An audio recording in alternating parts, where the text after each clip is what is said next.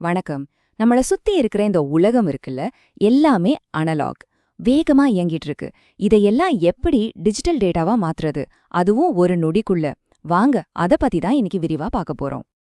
கேள்வி ரொம்ப சிம்பிள். நம்ம கண்ணு முன்னாடி வேகமா நடக்கிற விஷயங்கள, உதாரணத்துக்கு ஒரு பந்து காத்துல பறக்கிறது, இல்ல நாம பேசுற சத்தம், இதையெல்லாம் எப்படி உடனுக்குடனே டிஜிட்டல் டேட்டாவா மாத்துறது? இதுதான் இங்க இருக்கிற சவால். இந்த சவாலுக்கு ஒரு சூப்பரான தீர்வு இருக்கு. அது ஒரு புத்திசாலித்தனமான சர்க்கியூட். அது பேரு தான் flash analog to digital converter. சுருக்கமா ஃபிளாஷ் ஏடிசின்னு சொல்லுவோம்.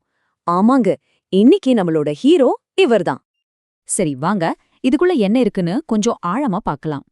முதல் விஷயம், இதோட வேகம். அப்போ இதோட சூப்பர் பவர் என்னன்னு கேக்குறீங்களா? அதாங்க வேகம்.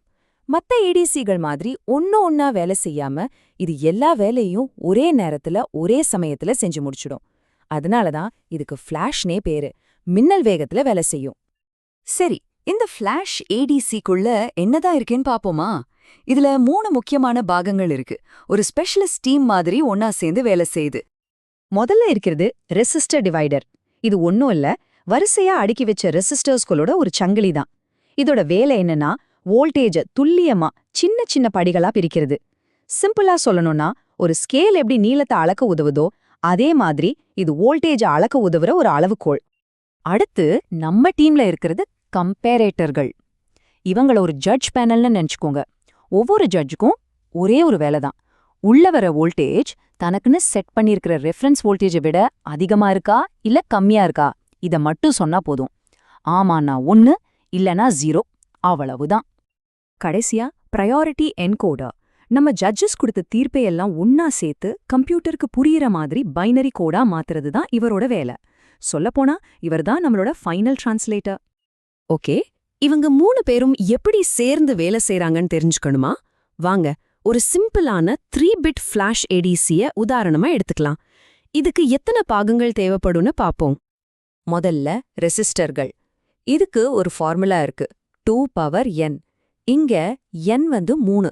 அப்போ நமக்கு மொத்தம் 7 ரெசிஸ்டர்கள் தேவைப்படும். அதே மாதிரி கம்பேரட்டர்ஸ்க்கு ஃபார்முலா 2n-1. சோ நமக்கு 7 கம்பேரட்டர்ஸ் தேவை. சரி, இப்போதான் அசல் ஆட்டமே ஆரம்பிக்க போகுது. இந்த பாகங்கள் எல்லாம் எப்படி ஒன்னா சேர்ந்து வேலை செய்யுதுன்னு பார்க்கலாம். ஒரு வோல்டேஜ் ஷோடவுனுக்கு தயாராருங்க. நல்ல கவனிங்க, இங்க தான் அந்த மேஜிக்கே நடக்குது. ஸ்டெப் 1, நம்ம கிட்ட இருக்கிற 8 ரெசிஸ்டர்களும் சேர்ந்து 7 தனித்தனி ரெஃபரன்ஸ் வோல்டேஜ் லெவல்களை உருவாக்குது. ஸ்டெப் 2, நாம அளக்க வேண்டிய அனலாக் சிக்னல், அதாவது அந்த இன்புட் வோல்டேஜ் இந்த 7 கம்பேரிட்டர்களுக்கும் ஒரே நேரத்துல போகுது. இது ரொம்ப முக்கியம், எல்லாமே பேரலலா நடக்குது. ஸ்டெப் 3, ஒவ்வொரு கம்பேரேட்டரும் தனக்கு வந்த இன்புட் வோல்டேஜ தனக்கான ரெஃபரன்ஸ் வோல்டேஜோட டக்குன்னு ஒப்பிட்டு பாக்குது. ஃபைனலா ஸ்டெப் 4, இன்புட் வோல்டேஜ் அதிகமா இருந்தா அவுட்புட் 1, கம்மியா இருந்தா 0, தீர்ப்பு வந்தாச்சு. இங்க சொல்ற மாதிரி தான், ஒரு கம்பேரேட்டரோட ரெஃபரன்ஸ் வோல்டேஜை விட நம்ம இன்புட் வோல்டேஜ் அதிகமா இருந்தா அந்த கம்பேரேட்டர் உடனே ஒரு 1 வெளியிடும். இதுதான் ஒவ்வொரு கம்பேரேட்டரும் ஃபாலோ பண்ற சிம்பிளான ஆனா ரொம்ப முக்கியமான ரூல். சரி, இந்த 7 கம்பேரேட்டர்களும் கொடுத்த அவுட்புட்டை ஒன்னா சேர்த்து பார்த்தா நமக்கு ஒரு இன்ட்ரெஸ்டிங்கான பேட்டர்ன் கிடைக்கும். வாங்க, அது என்னன்னு பார்க்கலாம். இந்த பேட்டர்னுக்கு ஒரு ஸ்பெஷல் பேர் இருக்கு, தெர்மோமீட்டர் கோட். ஏன் அப்படி சொல்றாங்கன்னா, ஒரு தெர்மோமீட்டரை யோசிச்சு பாருங்க.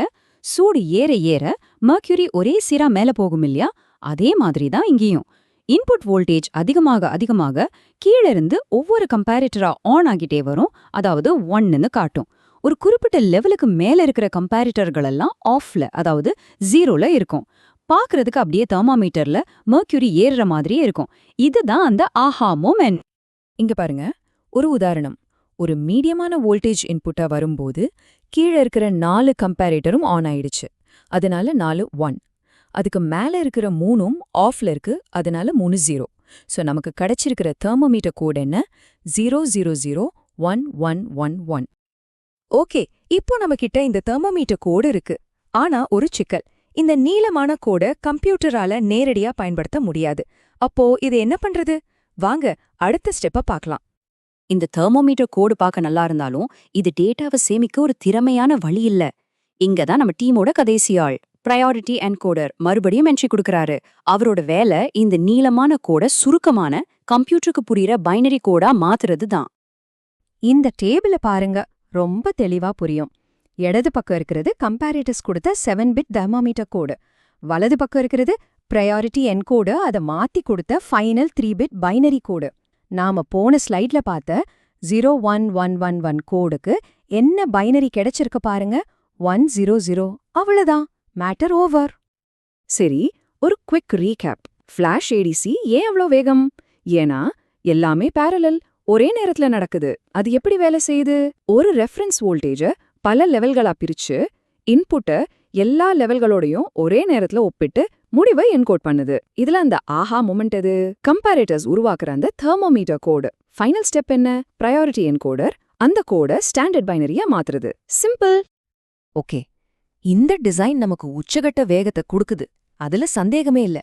ஆனா ஒரு நிமிஷம் யோசிங்க, இத்தனை ரெசிஸ்டர்கள், இத்தனை கம்பேரேட்டர்கள், இவ்வளவு பாகங்களை ஒரு சர்க்கியூட்ல பயன்படுத்துறதுக்கு நாம என்ன விலைய கொடுக்கறோம்? வேகத்துக்காக நாம எதையெல்லாம் தியாகம் செய்ய வேண்டியிருக்கோம்? இத பத்தி யோசிச்சு பாருங்க.